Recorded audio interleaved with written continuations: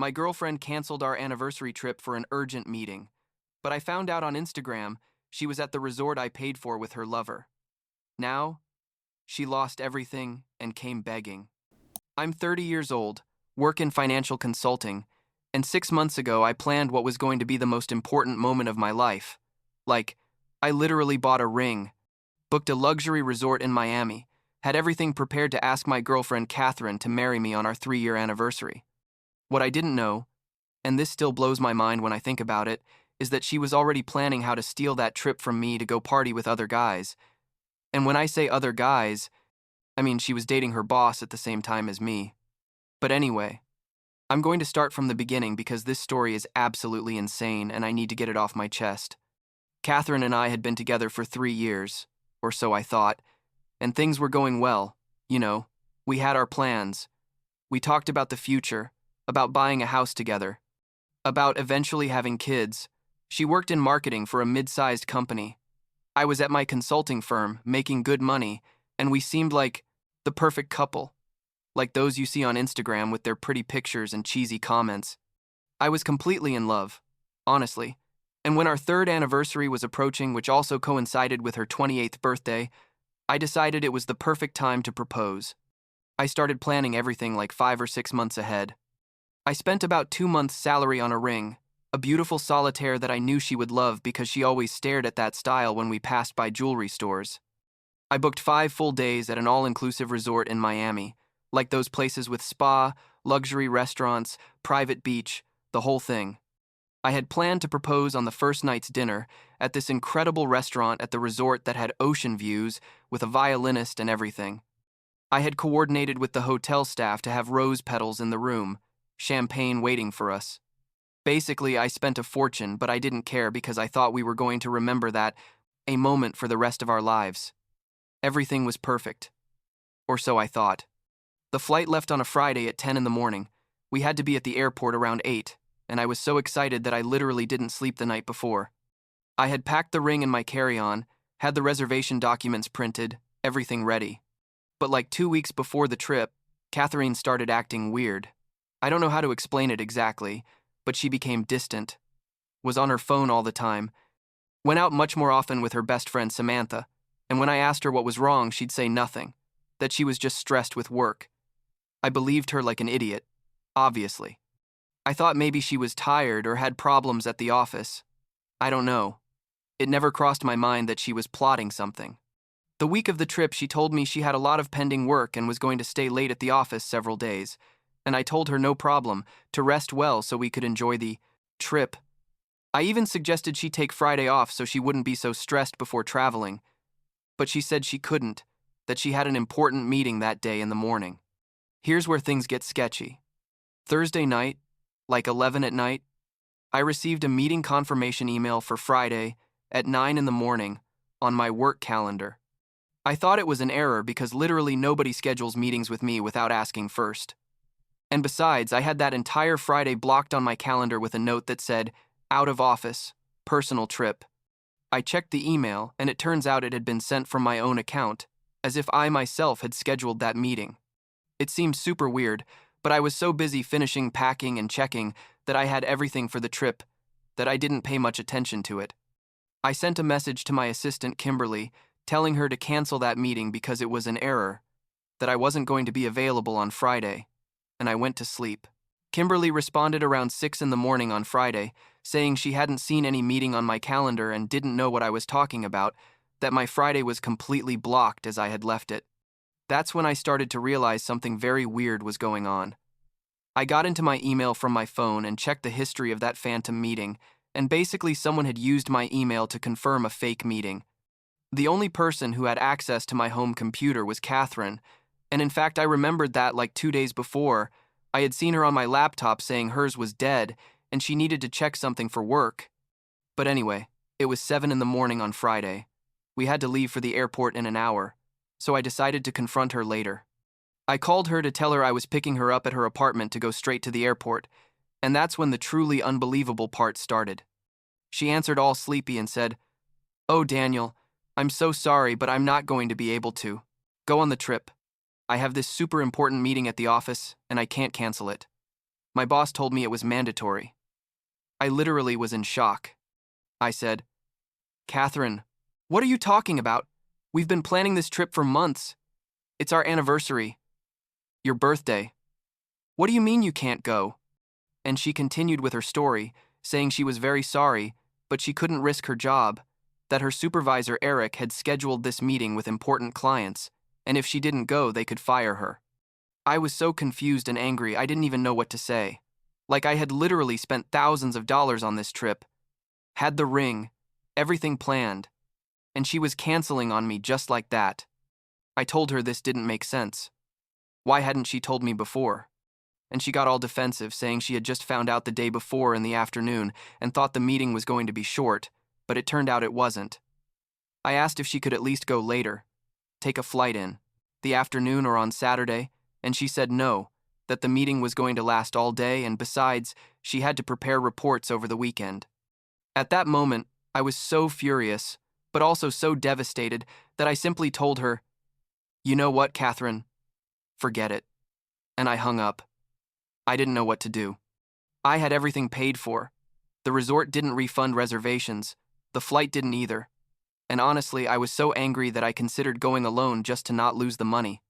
But it seemed so depressing to celebrate an anniversary alone that I decided to stay. I canceled the flight. I lost that money because it wasn't refundable, but at least I could modify the hotel reservation to cancel some nights, although they charged me a penalty anyway. I stayed at my apartment all Friday feeling miserable, looking at the ring in its box, wondering how my perfect relationship had gone to hell so fast. I thought about going to her office to confront her, but decided it wasn't worth making a scene. At night, I sent her a message saying we needed to talk seriously about our relationship when her meeting was over, and she responded like 3 hours later with a simple, "Okay." Saturday morning. I was lying on my couch feeling sorry for myself, scrolling on Instagram without thinking about anything in particular, when suddenly I see a story from Samantha, Catherine's best friend. And you won't believe what I saw. I literally almost dropped my phone from shock. It was a photo of Samantha and Catherine in swimsuits, drinking cocktails at an infinity pool with ocean views, and the location tag said the exact name of the resort I had booked in Miami. I sat there for like 5 minutes trying to process what I was seeing. Catherine wasn't at any work meeting. She was in Miami, at the resort I had paid for, using the reservations I had made, and she had gone with her friend after lying to my face. But wait, because it gets worse. I kept watching Samantha's stories, and there were more photos. Photos of them at the restaurant I had reserved for the proposal. Photos at the beach. And in some of the photos, there were guys with them. Like 3 or 4 men. I didn't know. All partying and having fun. I felt like someone had punched me in the stomach. My hands were shaking as I kept watching the stories, trying to understand what the hell was going on. Catherine had used my email to create that fake meeting, had lied to me about work, had waited for me to cancel my flight. And then she had taken my hotel reservation and gone to Miami with her friend and a group of random guys to live it up with my money. I called her immediately, like I was so furious. I felt like my head was going to explode. She answered after like 6 rings, and in the background you could hear music and people laughing. I said, "Catherine, where the hell are you?" And she was quiet for a second and then said all casual, "I'm in Miami with Samantha and some friends." Why? Like it was the most normal thing in the world. I yelled at her, literally couldn't control myself. I told her how dare she lie to me like that this trip was for our anniversary, that she had sabotaged my plans on purpose to steal the trip. And you know what she said? What she said was so incredible that to this day I have trouble believing it. She said, "Oh, Daniel, relax. I was already tired of your boring plans. Always the same with you. I needed to have some fun, and you never want to do anything exciting. Besides, it's good you didn't come, because it would have been super awkward if you had proposed like I know you were going to." I was speechless. She knew about the ring, knew I was going to propose, and still decided to steal the trip to go party with other guys. I asked her how she knew about the ring, and she said she had found the receipt in my email months ago, that she had been waiting for the right moment to break up with me, but didn't want to lose the Miami trip. Basically, she confessed that she had been manipulating the whole situation, that she had used my email to create the fake meeting, that she had convinced Samantha to help her, and that the guys who were with them in Miami were people she had met at bars in recent weeks. I think what hurt me most was when she said, "Besides, Daniel, let's be honest. You and I have no future. You're too boring and predictable. I need someone more exciting, someone like Eric." And I said, "Who's Eric?" And she laughed and said, "My supervisor, the guy you thought was my demanding boss. Well, it turns out we've been dating for like 6 months, and he does know how to treat me." That's when I realized she hadn't just stolen the trip, but had been cheating on me for months with her work supervisor. I felt so betrayed, so humiliated, so stupid for not realizing it before. I said a bunch of things to her I won't repeat here. Basically, I told her she was a horrible person and that I never wanted to know anything about her again, and I hung up. But I'm not one to sit with my arms crossed, honestly. I was furious, hurt, but above all, I wanted Catherine to pay the consequences for what she had done. So I started to act. The first thing I did was call the resort in Miami. I explained the situation to them, that my girlfriend had stolen my reservations and that I was the one who had paid for everything, and I asked them to please check whose name the reservations were under. Sure enough, everything was in my name and paid with my credit card, so technically I had control over everything. I asked them to cancel the rest of the stay immediately. Catherine and Samantha had 5 nights booked, and they were only on the first one. The hotel manager was super understanding, told me he understood the situation and was going to proceed with the cancellation, although they weren't going to refund me for the first night because they had already used it. I also asked them to cancel all the activities I had booked, the spa, the dinners, at the special restaurants, the tours, everything. And here comes the best part. I asked them to cancel Catherine's return flight, which was also in my name, and paid with my card. The manager told me he was going to need about an hour to process everything, and I told him no problem, to let me know when it was ready. Meanwhile, I decided to make a few more calls. I called Catherine's parents, Mr. and Mrs. Mitchell, with whom I had a good relationship because we had spent many Christmases and Thanksgivings together. I told them the whole story, showed them screenshots of the conversations, the Instagram photos, everything. Mrs. Mitchell started crying when I told her about the ring and what Catherine had said to me on the phone. She told me she was ashamed of her daughter, that she never thought Catherine was capable of something like that, and that she completely understood if I didn't want to know anything more about her. Mr. Mitchell was furious. I could hear him yelling in the background, and he told me he wasn't going to help Catherine with anything, that if she got stranded in Miami, it was her problem. About 2 hours later, I received a call from the resort manager confirming that everything had been canceled. He told me he had just informed Catherine that she had to leave the room immediately, that all her reservations had been canceled, and that her return flight no longer existed. He told me Catherine had become hysterical, screaming that this was illegal and that she was going to sue the hotel, but obviously she couldn't do anything because everything was legally in my name. I'm not going to lie. I felt enormous satisfaction hearing that. I imagined Catherine having to leave the resort with her suitcases, without money because she had surely spent everything thinking she had 5 days of paid vacation, and without a return flight. The manager asked me if I wanted to keep my reservation to come myself at another time, and honestly, I thought about it, but decided no. That place was already ruined for me with all these horrible memories. Catherine called me like 20 times that afternoon, sent me hundreds of messages, first trying to insult me, calling me controlling and psychotic, then trying to manipulate me, saying she loved me, and it had all been a mistake, and finally begging me to please at least pay for her return flight because she was stranded without money. I didn't answer her even once. Honestly, I blocked her from everything. Samantha also wrote to me, told me I was a jerk for leaving them stranded, that Catherine was crying, and this was cruel on my part. I responded just once, telling her that she knew perfectly well what they were doing, that she had helped Catherine lie to me and manipulate me, and that they both deserved the consequences of their actions. I blocked her too. Through Catherine's parents, I found out what happened next. Turns out Catherine had to stay 2 more days in Miami because she didn't have money for a return flight. She tried to ask her parents for money, but they refused, told her this was her fault, and she had to solve it herself. Samantha didn't have enough money for 2 plane tickets either, and the guys they were with in Miami basically disappeared when they found out about the drama. I guess they were only there for the free party. In the end, Catherine had to call a cousin who lives in Orlando to lend her money for a flight, and she returned to the city on Tuesday, like 4 days after she had left. But here's where the story gets even better. Because I hadn't been satisfied with just leaving her stranded, I wanted to know more about this Eric guy, the supervisor she had supposedly been dating for 6 months.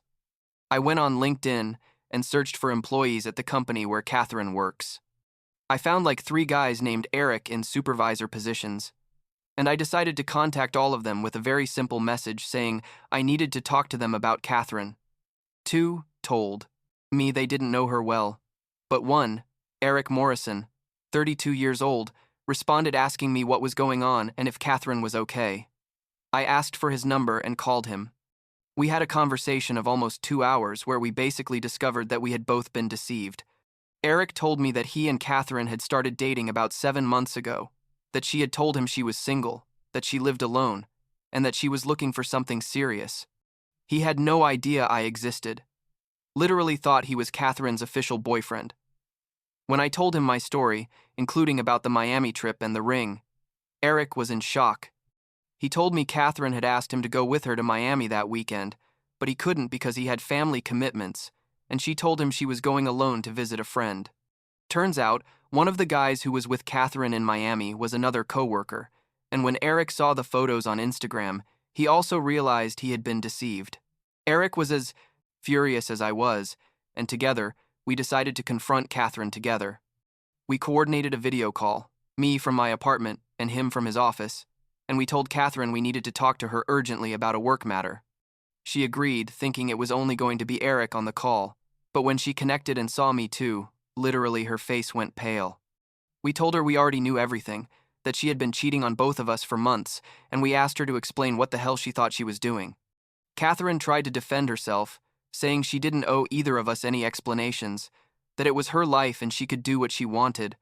But both Eric and I made it clear that what she had done was wrong in every way, that she had lied to and manipulated 2 people who loved her and trusted her. The conversation lasted about half an hour and ended with Catherine hanging up on us after telling us we were dramatic and that she hadn't done anything wrong. But Eric didn't sit with his arms crossed.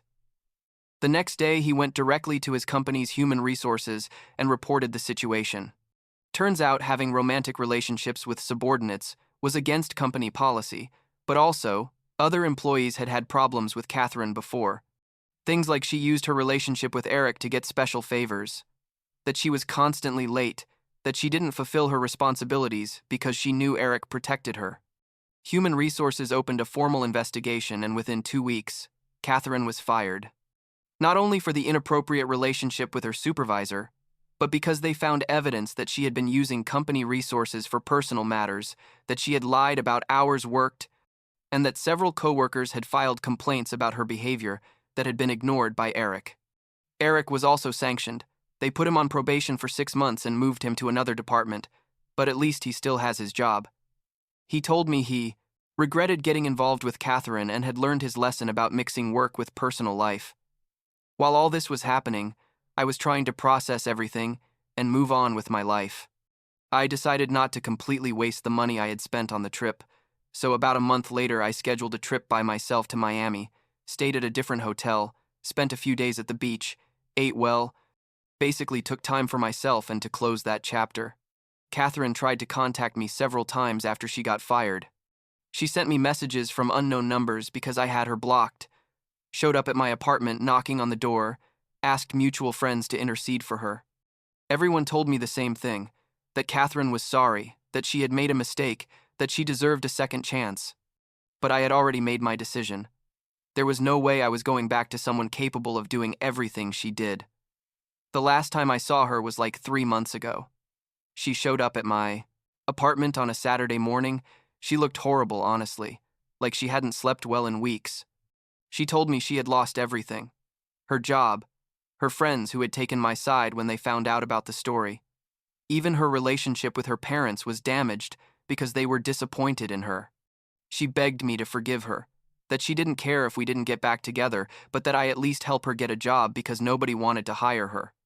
I told her no, that she had made her choices and now had to live with the consequences, that I didn't owe her anything and didn't plan to help her in any way. She started crying there in the hallway of my building, saying I was the only person who could understand her, and that without me she was lost. I simply closed the door and didn't open it again, even though she kept knocking for like 10 minutes. Right now I'm doing well, honestly. It took me several months to process all the trauma of what happened, but in the end I realized I dodged a huge bullet. Imagine if I had married her, if we had had kids, if I had discovered all this years later, when we were already more tied legally and emotionally. I ended up selling the ring and recovered about 60% of what I spent. It's not ideal, but hey, better that than having it there reminding me of this nightmare. I still haven't started dating anyone new. I don't feel ready yet to trust someone like that, but I'm working on it with a therapist. What I do know is that I learned to identify the red flags I ignored with Catherine. That emotional distance she started showing, the secrecy with her phone, the sudden outings with friends, all that I justified as work stress, when in reality it was because she was living a double life. The last time I heard anything about Catherine was like a month ago, when her mom called to apologize again and tell me Catherine had moved to another state to start over. Mrs. Mitchell told me she hoped someday I could forgive her daughter, not for her but for me, so I could move forward without resentment. I told her I didn't have resentment, that I had simply accepted that Catherine was who she was and that I deserved something better. Sometimes I still wonder how I could have been so blind, how I didn't see the signs, but I try not to blame myself too much because Catherine was very good at manipulating and lying. The important thing is that I got out of that situation, that I didn't marry her, and that now I have the opportunity to find someone who really values and respects me. The ring I bought for Catherine will eventually be for someone who really deserves it, when the time is right and with the right person.